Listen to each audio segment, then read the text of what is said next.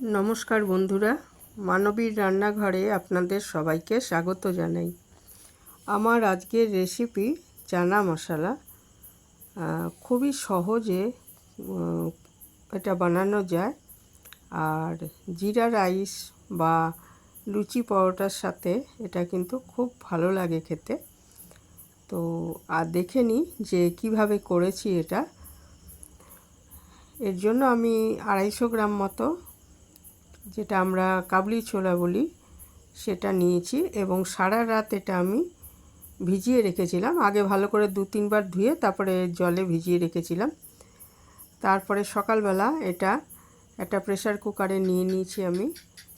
ওটা মানে এখানে ওই 1.5 গ্লাস মতো জল নিয়েছি, বা এইভাবে নিতে পারেন। আর দেখুন আমি কতগুলো মশলা দিয়ে দিচ্ছি এর মধ্যে: দারচিনি, লবঙ্গ, তেজপাতা, আর একটু পরিমাণ মতো নুন দিয়েছি একটু হিং দিয়ে এটা 6-7টা সিটি দিয়ে সেদ্ধ করে নেব, তাহলে এটা খুব নরম হয়ে যাবে। হ্যাঁ, তো 6-7টা সিটি দিয়ে তারপরে এটাকে আমি ঘরের উষ্ণতায় এনে তারপরে খুলেছি ঢাকনাটা।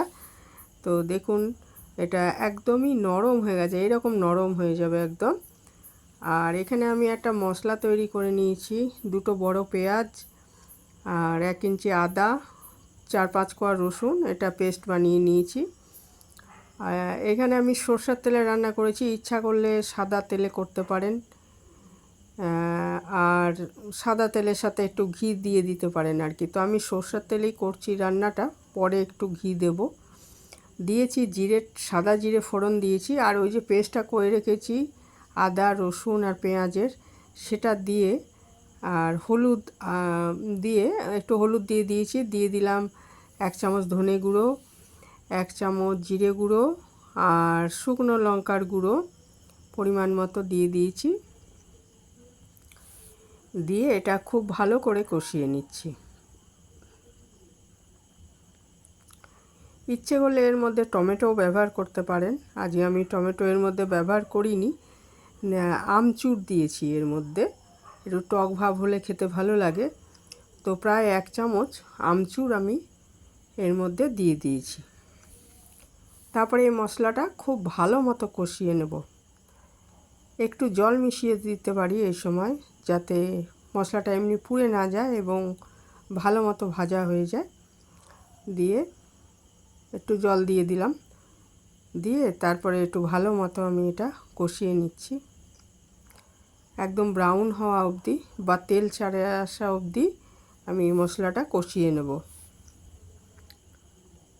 আর এটা একদম মাখা মাখা হয় রান্না, কাজেই ওই কাবুলি ছোলার সেদ্ধর সময় যে আমি জলটা দিয়েছি সেটা এর মধ্যে দিয়ে দেবো, আর জল দেব না। আর পরিমাণ মতো আরেকটু নুন দিয়ে দিলাম। কাবুলি ছোলা সেদ্ধ করার সময় আমি নুন দিয়েছি, আর একটু আমি দিয়েছি, পরে টেস্ট করে দেখে আবার দেওয়া যাবে। মশলাটা হয়েই এসছে প্রায়,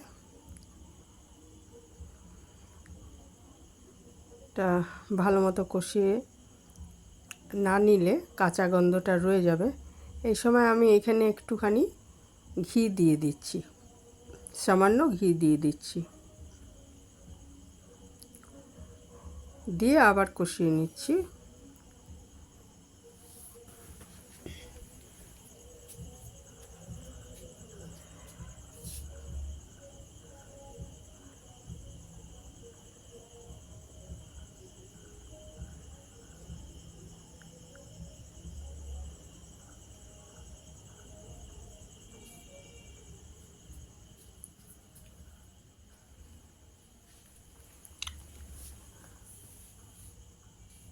সেদ্ধ করা এই কাবলি ছোলাটা এর মধ্যে দিয়ে দিচ্ছি।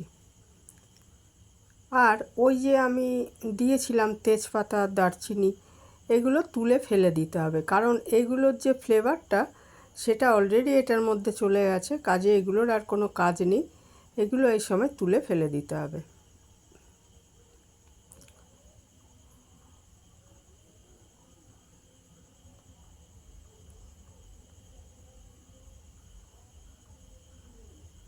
আর একটু রঙের জন্য আমি একটু কাশ্মীরি লঙ্কার গুঁড়ো এ সময় দিয়ে দিচ্ছি।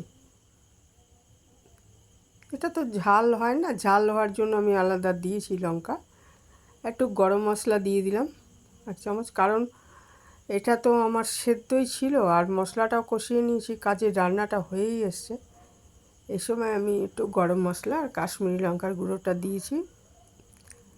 আর এবারে জলটাকে একদম প্রায় শুকিয়ে নেব আর কি, কারণ এটা একদম মাখামাখাই হয়, এটা ঝোল মানে হয় না সেরকম, এটা একদম শুকনো শুকনোই হয় রান্নাটা, সেই জন্য এটা হয়ে এসছে। এই অবস্থায় এরপরে আঁচটা বন্ধ করে দেবো, যেটুকু ভাব থাকবে, জলো ভাব থাকবে সেটা আরও টেনে যাবে, জলটা আরও শুকিয়ে যাবে আর কি ঠান্ডা হলে। একটা তেজপাতার টুকরো ছিল, এটাও তুলে ফেলে দিলাম, কারণ এগুলোর ফ্লেভারটা অলরেডি চলে গেছে। এইখানেই শেষ করলাম।